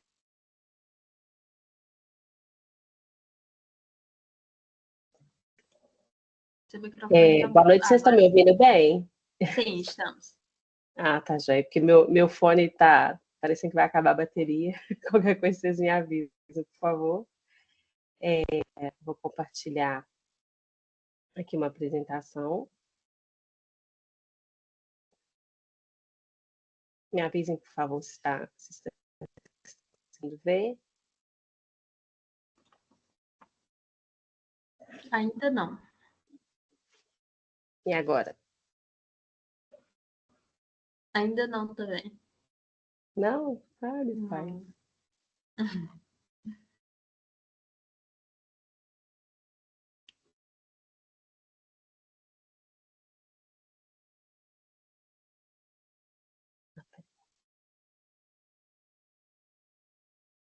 Para mim aqui já está aberto. Tá aparecendo para mais alguém? Porque pode ser alguma coisa aqui também com a minha rede. Não tá aparecendo, não. Não. Então, pera. Agora foi. Agora sim. Oi? Ah, que bom. Sim. Então, beleza. Então, boa noite, gente, para todo mundo. Meu nome é Érica, estou muito feliz de estar aqui, de ver essa diversidade, né, de trabalhos que estão sendo apresentados. Eu vou apresentar aqui a minha pesquisa do meu TCC, né, em psicologia. Então, primeiro eu vou falar um pouquinho de mim aqui. Eu, assim como o Adriano, também sou pedagoga e sou professora há 25 anos e psicóloga há 27 dias. Acabei de concluir, de colar grau, né, no dia 3 de agosto, pela PUC-Minas, sou Parabéns. pedagoga pela UENG, obrigada. E tenho uma trajetória, né, desses 25 anos, 23 deles são na rede municipal de educação. Então, eu brinco, Cristina até mexeu comigo lá no chat, né, porque eu brinco que agora eu sou psifessora, né, e aí essa possibilidade de juntar, né, a psicologia com a educação, meu foco da minha pesquisa foi exatamente os meus colegas, né, os professores. Então, pela própria rede municipal, eu já fiz o curso de justiça restaurativa, né, tive esse certificado de facilitadora de justiça restaurativa e trabalhei durante quase 3 anos no grupo de extensão da PUC de São Gabriel, que é mediação comunitária do professor Rubens. E aí, nesse grupo também aprofundei, né, meus conhecimentos sobre isso, nesse grupo que surge a ideia dessa pesquisa. E atualmente, há pouco mais, quase 3 meses, eu estou gerente do programa Escola Integrada na Secretaria Municipal de Educação. E aí vou apresentar um pouquinho da pesquisa, né? Só um minutinho que eu queria colocar um cronômetro aqui para eu não me perder. Então, como eu disse, né, foi um TCC, a minha orientadora foi a professora Patrícia Pinto de Paula, que é da área da psicologia do trabalho, né? Foi uma pesquisação realizada com um grupo de professoras da rede municipal, da rede pública, na verdade, tinha uma professora da rede estadual. O convite, né, para a participação da pesquisa foi feito de forma virtual, então poderiam vir pessoas de várias redes e até de lugares diferentes, porque nossos encontros eram online, mas acabou que as participantes eram todas professoras aqui de Belo Horizonte. Foram, ao todo, 9 professoras. Eu faço parte, né, do grupo da pesquisa também, né? Na pesquisação, o pesquisador também é um ator ali da pesquisa, né? E enquanto professora, né, parte dessa categoria.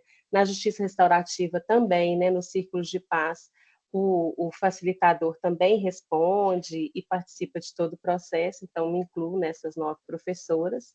Nós tivemos 4 encontros virtuais de 2 horas, né? O diferencial mesmo era essa metodologia dos círculos de paz, que o tempo é muito escasso, não consigo explicar agora, né? Mas é um tipo de processo circular que é muito bacana para a gente usar no contexto escolar em várias situações. Um diferencial foi a questão da gente usar o humor, né, como uma forma de debater os assuntos relativos à saúde mental. Então, usei muitos vídeos e memes que circulam pelas redes sociais, fazendo piada mesmo com essa questão, né, do professor entrando para a ala da psiquiatria, do professor que usa Rivotril, do professor que tem sequelas, né, de toda essa situação. E, a partir desses encontros, então, eu fazia um diálogo com a bibliografia, com outras pesquisas, né? Então, no meu trabalho vem o relato dos 4 encontros, o planejamento dos 4 encontros, o relato e, na sequência, a análise diante de outras pesquisas e de outras bibliografias, né? A pergunta-problema era como que o cotidiano de trabalho impacta na saúde mental, né, dos professores. Então, o objetivo geral era analisar exatamente os fatores, quais eram esses fatores que impactavam, né, tanto positivamente quanto negativamente na saúde mental dos professores que compõem esse cotidiano. Além disso, eu tinha esse objetivo, né, dentre os objetivos específicos, a questão de ser também um espaço terapêutico, de criar um vínculo ali com as pessoas que estavam participando, para que fosse também, para além de uma pesquisa, uma forma de contribuir com a saúde mental daquelas pessoas que estavam participando. Cada encontro tinha uma temática, né? Por ser uma pesquisação, o grupo interfere bastante também nesse planejamento. Então, eu já tinha esses objetivos estabelecidos, mas à medida que acontecia um encontro, temas que surgiam no encontro anterior puxavam as próximas temáticas, né? Então, trabalhei com o processo de escolha da profissão, os altos e baixos na carreira docente, né? Trabalhei uma linha do tempo, onde as pessoas colocavam quais os fatores que interferiram, né, nesses altos e baixos. Então, o momento de alto, o que tinha, o que acontecia ali naquele contexto escolar, que eu me considero que aquele ali é um ponto alto da minha carreira, o que aconteceu que impactou negativamente para ter um ponto baixo, né? E também essa análise de cada um dos fatores que considera adoecedor, né, no contexto do trabalho docente, e também as estratégias de proteção que cada professora adotou, né? Eu listei aqui alguns dos principais fatores adoecedores, e depois, na hora que eu for falar dos achados da pesquisa, eles vão voltar um pouquinho, né? Mas acredito que para todo mundo que falou aqui, está dentro do contexto escolar de alguma forma, não acredito que tenha alguma novidade grande aqui, né, ao ver essa quantidade de fatores adoecedores, né? Os baixos salários que acabam interferindo, né, forçando, entre aspas, o professor a trabalhar mais de um turno, a quantidade de tarefas extra-classe, a sobrecarga, a questão de assumir papéis que, né, não seriam exatamente do professor, a falta de valorização, a formação deficitária também, como o Adriano coloca aqui, o barulho constante dentro de escola, né? A escola é um espaço de muito barulho também, que acaba interferindo nessa saúde mental, e a falta de valorização dos profissionais. E as estratégias de proteção que esse grupo levantou foram basicamente, né, ações de autocuidado. Então, buscar, né, se envolver menos com as questões do trabalho, isso foi uma coisa que me chamou a atenção, porque ao mesmo tempo que a gente vê, né, até ensinando a literatura, quanto mais sentido a gente vê no trabalho, menos adoecedor ele é, esse envolvimento muito grande com as histórias dos estudantes, com essa trajetória de cada um, muitas vezes muito distante da realidade dos professores, acabava trazendo, né, um adoecimento. Então, algumas adotaram esse distanciamento como uma forma de estratégia de proteção, mas foi interessante perceber que nesse grupo, praticamente todas as professoras buscaram trabalhar em outra área, no outro horário, né? Inclusive eu, né, que estava terminando a psicologia, pensando também em atuar como professora em um horário e como psicóloga no outro. Então, achei interessante que era um grupo pequeno, mas foi praticamente mais ou menos 70% do grupo busca ou faz já, né, atua em outra área, em algum outro horário, ou está buscando essa formação, né? A atividade física também apareceu como uma estratégia, e a terapia, todas as pessoas que estavam no grupo ou já fizeram terapia ou estavam em processo de terapia, e achei interessante porque é justamente um grupo que se propõe, né, a refletir e a falar sobre sua saúde mental, é um grupo que estava buscando a terapia também. E aí vem os achados, né, da pesquisa, assim, quando passados todos os encontros e esse diálogo com a bibliografia, né, a gente vê que o adoecimento mental dos professores, né, que é uma coisa tida assim como tão comum, ele afeta muito mais do que só os professores, né? Ele tem uma interferência no processo de aprendizagem dos estudantes, porque os professores que trabalham adoecidos acabam adoecendo também, né? Não desenvolvem o trabalho na sua máxima potência, assim, da forma como poderia. Tem o absenteísmo também, né, que impacta muito, né, essa quantidade de faltas e os estudantes ficam sem o atendimento. E, apesar de tudo isso, né, não se tem políticas públicas voltadas para essa atenção à saúde dos professores, a saúde de um modo geral, não apenas a saúde mental, né?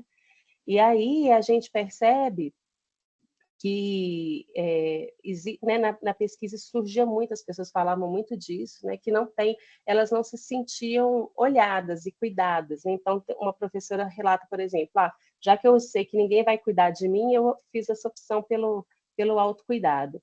Mas outra coisa que me chamou a atenção é que todas essas estratégias de proteção, elas aparecem depois de, pelo menos, um episódio de adoecimento. A pessoa não começa a desenvolver essas estratégias assim de forma espontânea, né?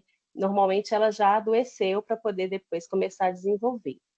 E aí já falei, né, da baixa remuneração, que acaba criando um ciclo de adoecimento, porque aí a pessoa dá mais aulas, pega mais turmas para poder aumentar o salário, e aí isso gera uma sobrecarga ainda maior e mais adoecimento. Aí fala do currículo, né? O barulho é um fator que apareceu em todas as pessoas, né? Os desafios das relações, que também já foi falado aqui por alguns colegas, né, em alguns outros trabalhos, mas o que eu queria destacar, assim, que para mim me chamou mais atenção foi todas as estratégias de proteção, né, são estratégias individuais e dessa forma que eu falei, né, que as pessoas já buscam depois que o adoecimento já aconteceu. E se a gente for observar os fatores adoecedores, eles são, a maioria deles, ou estruturais, né, fazem parte ali da estrutura do ensino mesmo, institucionais, né, da Secretaria de Educação, dos governos, das leis, ou coletivos, né, assim, da estrutura daquela escola, daquele coletivo, o grupo de estudantes, os professores, o próprio barulho, que é uma coisa ambiental.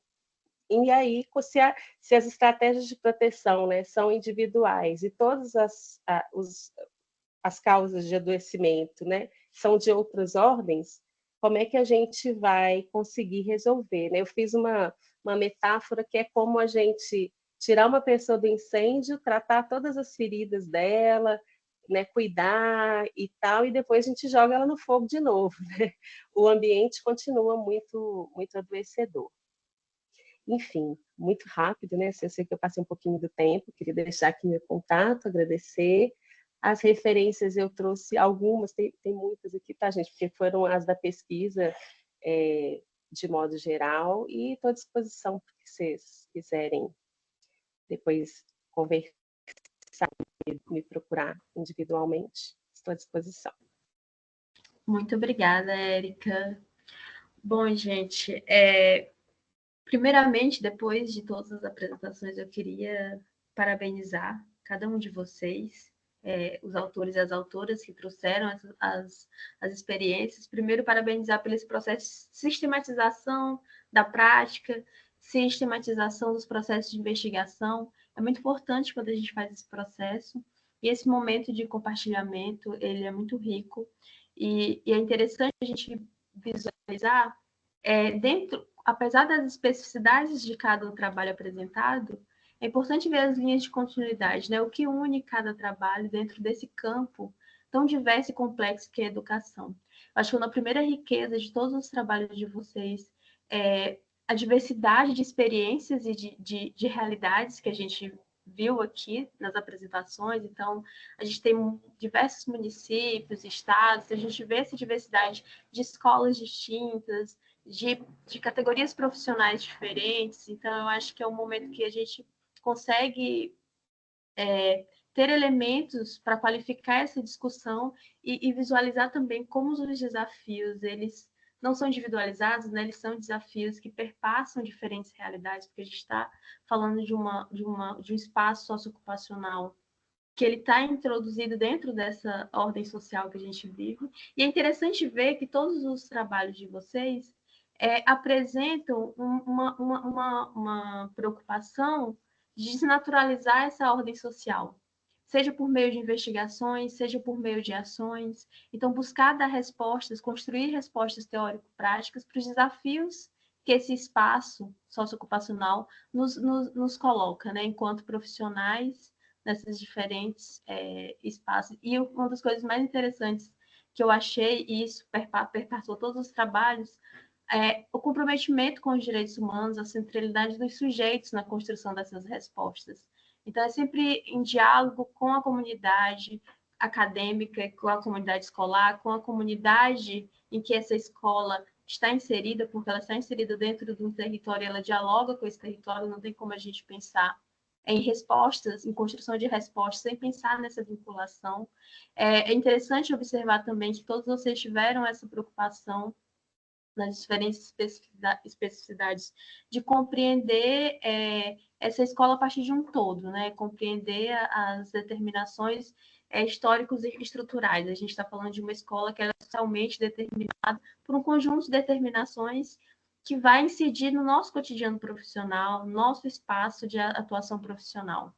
E foi muito interessante acompanhar esse movimento a partir de diferentes experiências. Então, assim, eu queria parabenizar muito todos os trabalhos, foram trabalhos muito ricos, eu acho que trouxeram muitos elementos para a gente pensar no título do próprio evento, né, nas possibilidades. Eu acho que essa ideia da comunicação, é interessante ver que muitos dos trabalhos vêm de uma experiência do estágio, de uma experiência mesmo do trabalho profissional, de uma experiência de investigação, mas de buscar qualificar teoricamente essa discussão. Então, assim, só tenho a parabenizar todos os trabalhos e abrir agora a roda de conversa, quem tiver interesse de expor, dialogar, tirar dúvidas. Esse é o momento, mas eu realmente queria muito parabenizar todos os trabalhos, muito qualificados. Acho que a gente teve um momento de boas experiências, assim, socialização de boas experiências. Paula, pode falar. Boa noite.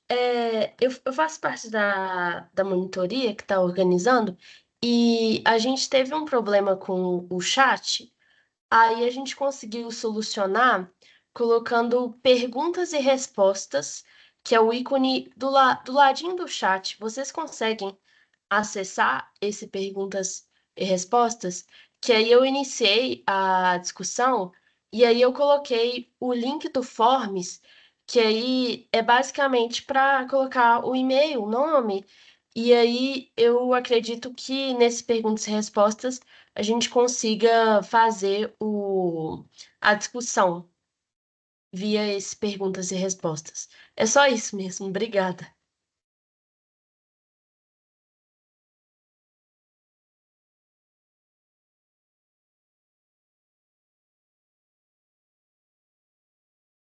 O microfone está fechado, Adriana.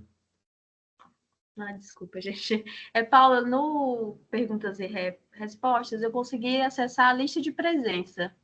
E aí você está falando se a gente quiser fazer a digitação, né? Se faço uma pergunta? Acho que sim, né? Isso.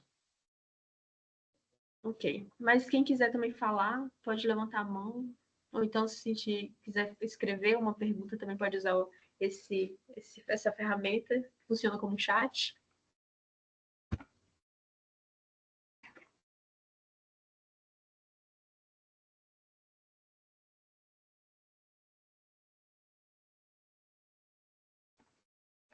Nenhuma pergunta, nenhum comentário? Comentário pode ser? Pode sim. Então, gente, eu acho que penso aqui, né, que, como eu falei, a exceção de assistentes sociais e psicólogos não é algo novo, né? No caso do serviço social remonta, inclusive, às origens da profissão, ainda na década de 30 do século passado. Mas assim, uma coisa que eu achei muito legal aqui nas exposições, que no conjunto das falas, né? Que assim, eu acho que eu achei muito rico, né? A questão de trazer a ideia do protagonismo, né? Da participação estudantil. Gostei muito de ouvir isso, né? De ver que os colegas, os estudantes, por meio do estágio, por meio da prática, né? Estão desenvolvendo, estão estimulando, né? Isso desdobra em várias outras questões que são de extrema relevância, como a participação sociopolítica, a democracia, né? Os debates. Então, isso tende a trazer, principalmente quando potencializa o Grêmio estudantil, o movimento estudantil, tende a trazer, né? Potencialmente pode trazer a democratização desse espaço, né? Então, debates podem surgir, enfim, a escola ela precisa ser democratizada, que ainda é uma questão que aparece nos estudos, né? Que as escolas ainda são muito fechadas, enfim. Então, eu achei muito rico isso. E o outro também, o outro viés que também aparece nas experiências, que é o viés da educação e direitos humanos, né? Eu não tenho dúvida hoje, assim, que igual no campo de estudo, é educação de direitos humanos, serviço social, educação de direitos humanos, e as interseccionalidades, sexo, raça, gênero, a questão étnica, racial, enfim. Então, eu estou muito feliz, assim, de ver como que essa inserção, né, a partir de 2019, da lei, ela tem caminhado nesse viés. Então, assim, parabenizar mesmo os colegas por estar desenvolvendo esse trabalho e seguindo essa perspectiva do trabalho e da formação profissional. É mais um comentário. Uhum. Perfeito, Cristiano, obrigada. Mais alguém?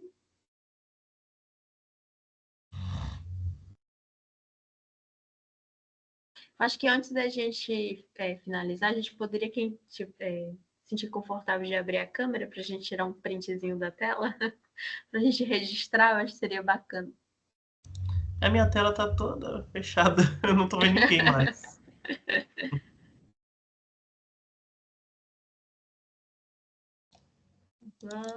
Vou tirar aqui o print.